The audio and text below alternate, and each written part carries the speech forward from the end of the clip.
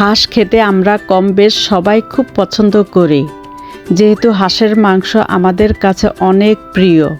আর হাঁসের মাংস দিয়ে যদি হয়ে যায় সুন্দর একটি নতুন রেসিপি, তাহলে তো কথাই নেই। আসসালামু আলাইকুম, welcome back to my channel. আশা করি যে যেখানে আছেন ভালো আছেন, সুস্থ আছেন। আজ আমি ইউটিউবে নতুন ধরনের রেসিপি নিয়ে চলে এসেছি, হাঁসের মাংসের বিরিয়ানি। তো আমি হাঁসের মাংসের বিরিয়ানি কিভাবে তৈরি করি চলুন দেখে নেওয়া যাক।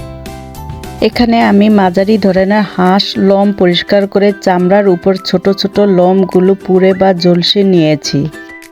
এই যে এই রকম টুকরো করে কেটে ধুয়ে নিয়েছি। প্রথমে আমি মাংসটা ম্যারিনেট করে নিব।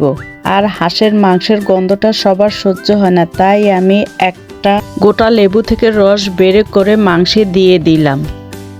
আপনারা টক দইও দিয়ে দিতে পারেন, এতে গন্ধটা চলে যাবে। আদা রসুন একসাথে পেস্ট করা 3 টেবিল চামচ, আর নিয়েছি প্যাকেট বিরিয়ানির মশলা কাচ্চিটা।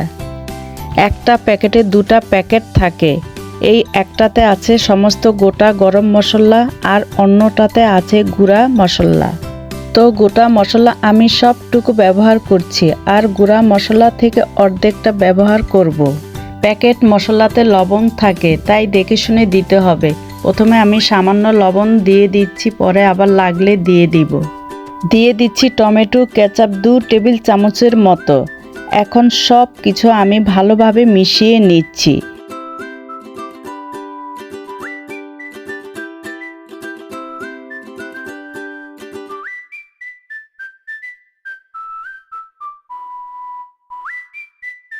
মিশানো হয়ে গিয়েছে, এখন একদিকে রেখে দিচ্ছি। আমি একটা বড় পাতিল চুলোতে দিয়ে তেল গরম করছি। এখন 1.5 কাপ পেঁয়াজ কুচি তেলে দিয়ে পেঁয়াজ বেরেস্তার মতো করে নিব।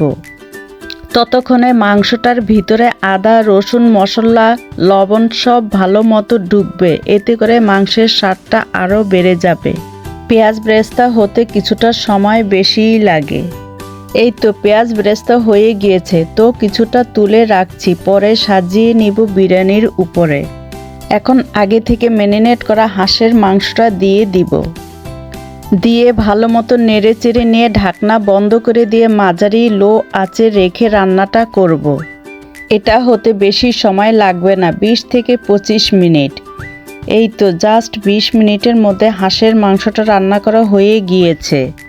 তেলটা সুন্দর মতো ভেসে উঠেছে, দেখতেই পাচ্ছেন নিশ্চয়ই। অফ ক্যামেরা আমি মাংসটা কয়েকবার নেড়েচেড়ে দিয়েছিলাম। এখন আগে থেকে ধুয়ে রেখেছিলাম চালটা। আমি বাসমতি চাল নিয়েছি 1/2 কেজি। আপনারা চাইলে পোলার চাল দিয়ে এই বিরিয়ানিটা করে নিতে পারেন। চালটা আমি সরাসরি রান্না করার মাংস দিয়ে ভালো মতো নেড়েচেড়ে হালকা ভেজে নিব, বেশি ভাজার দরকার নেই, মোটামুটি ভাজা হলেই হবে। চালটা ভাজা হয়ে গিয়েছে, এখন দিয়ে দিব ফুটন্ত গরম পানি।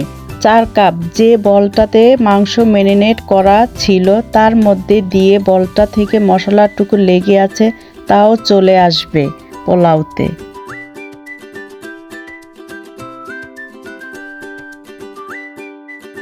এখন দিয়ে দিচ্ছি আস্ত কাঁচা মরিচ ফ্লেভারের জন্য, আর দিয়ে দিচ্ছি স্বাদ মতো লবণ। আমি লবণটা চেখে নিয়েছিলাম, লবণ কম ছিল তাই আমি দিয়ে দিলাম। এখন ঢাকনা দিয়ে একটা বলক আসা পর্যন্ত অপেক্ষা করব। বলক এসেছে, এখন চুলোর আঁচটা লোতে রেখে ঢাকনায় একটা ফয়েল পেপার দিয়ে লো আঁচে রেখে দিব 15 থেকে 20 মিনিট। 20 মিনিট পর ফিরে ঢাকনা খুলে নিয়েছি। বাহ, সুন্দর মতো বিরিয়ানির পোলাওটা হয়ে গিয়েছে। দেখেই তো মন শান্তি হয়ে গিয়েছে, খেতেও ততটা ইয়ামি ঝরঝরে হয়েছিল। বাকি অর্ধেক পেঁয়াজ বেরেস্তা রেখেছিলাম, তা দিয়ে এখন সাজিয়ে নিচ্ছি। কিছুদিন আগে বিরিয়ানিটা রান্না করেছিলাম, বয়স দিতে গিয়ে আবারও মন চাইছে বানিয়ে ফেলি। আপনাদের কাছে রিকোয়েস্ট, একবার হলেও জীবনে এই হাঁসের মাংসের বিরিয়ানিটা বানিয়ে খাবেন।